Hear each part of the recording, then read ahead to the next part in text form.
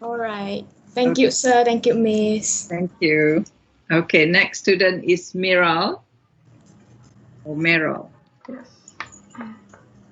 Hello, good afternoon. Good afternoon, Meryl. Just to make sure the screen is showing. Yeah, we can see it. Okay. So my project title is called Transformative Villages, and the design objective is to create a utopic state of survival in cases of flooding disasters and educating the young.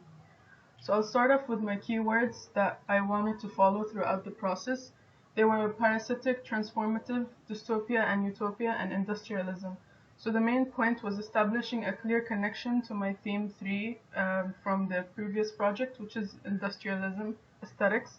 So I wanted to connect between the parasitic and industrialism while also maintaining an idea of mutualism and dualism as a concept, because parasitic could be a bit of a confusing word when it comes to reality and architecture.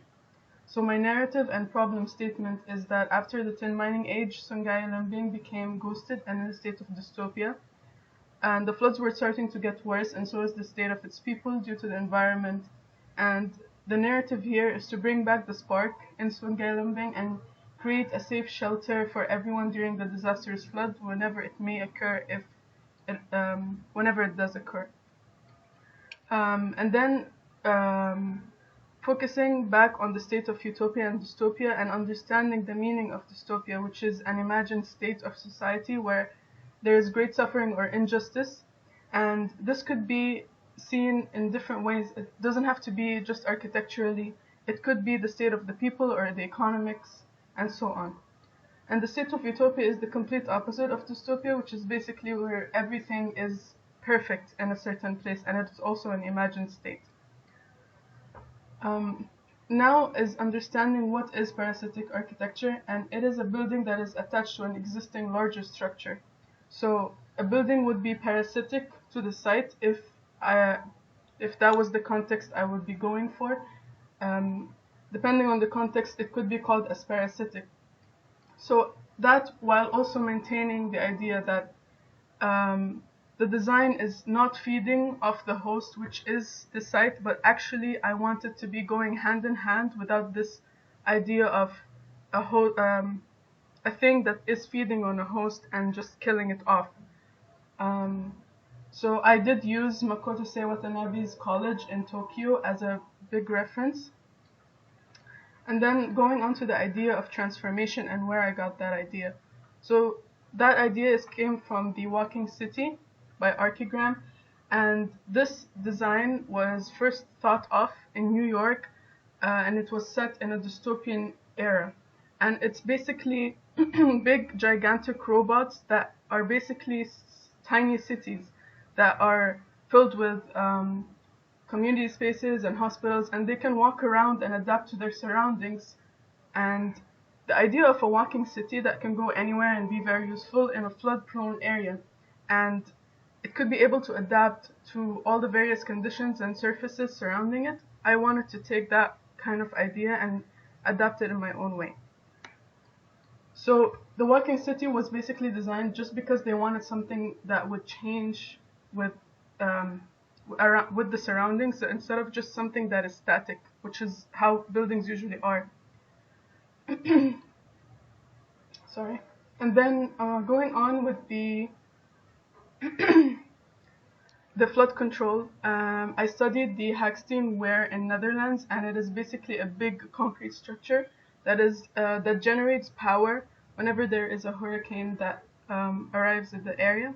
I wanted to study the structure, the concrete structure, and adapt that in a way that could also generate energy if it is possible. Next on is two of the main ideas that I got my inspiration from regarding how my building is going to be transformative and how it's going to elevate. So one of them is Villa Hush Hush by Mark Sparfield Architects Company, and um, it's still a conceptual idea, but there are very stern technical drawings that are already published, and it is the lifting mechanism pushes a support column out of the ground, which gives the moving element of the villa, and it could be also lowered to a required height of whatever it is, and it can rise up to 10 centimeters per second. It's gentle and steady, so it is very safe. And the support column is balanced with 260 tons of steel plate acting as a counterweight suspended in a cradle guided with a central inner steel tube structure. And it is driven by a 22 kilowatt drive motors, and it is actually underground. It's like a mini, it's like a really huge cradle that just revolves around itself and holds the column up or brings it back down. So the second thing is the Brighton I360. And this project is actually finished, and it holds up to 1,000 passengers at a time. So it weighs 90 tons. And the reason I am more connected to this one is because it holds a large number of people. So when I was thinking back to the transformative village or something like that, it would want to hold a number of people at a time. So this is a great example because it also uses steel cables just as the previous one, and it does have a counterweight with the same lifting mechanism as the other building on the left. So my suggested program is that because I did a microanalysis, I found out that the demographic is mostly children under the age of 18. So for that reason, I wanted to bring light on the education of why Sungei became what it is right now and how it became this way. So teaching the young history to keep it alive, basically, and bring back the spark. Next is the task 2. So again, with the parasitic architecture and the industrial architecture, finding a connection, which is mostly just the materials, and there could be a hybrid of some sort of parasitic as well as industrial architecture. I do have references such as the La Machine, which is an animated industrial garden. The look of it is very strange, but also kind of pleasing. So I wanted to incorporate something like that, but maybe in the next few days. I also studied elevated structures that could help during floods or anything of that sort. And then I did a conceptual model just for the forms of how I wanted things to be. So there are a number of spaces in that form, but it's just a concept of how I wanted to separate each and every element into single villages or small tiny villages that can hold a number of people at once. And these columns are the elevations that can hold up and down the spaces that I wanted to create. Next is the demographic analysis that I talked about earlier, and just studying what kind of people live around the area to better understand what program I wanted to adapt. Moreover, it's just more site analysis and how it would look like to adapt the building into the site, which is A2, and understanding sun orientation. The building facade is going to most probably face the northwest side. And then last is the schematic model. I just did a photo composition of the model on the site to maybe have a very rough idea of where it would be placed and how it would look like. And then here are some sectional models and about the elevating mechanism of what I was talking about earlier, as well as the section of the Hush Hush Villa. And here is the section for the I360 in Brighton. And that's all.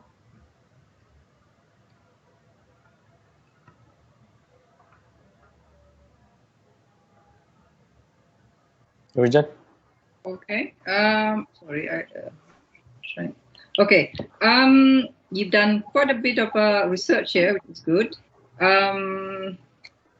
All those understanding about this parasitic architecture and so forth, And when you go to task 3, I am a little bit disappointed in a way, because when you kind of like plonk your building in terms of like five blocks into your site A2, it does not actually respond to the surrounding context.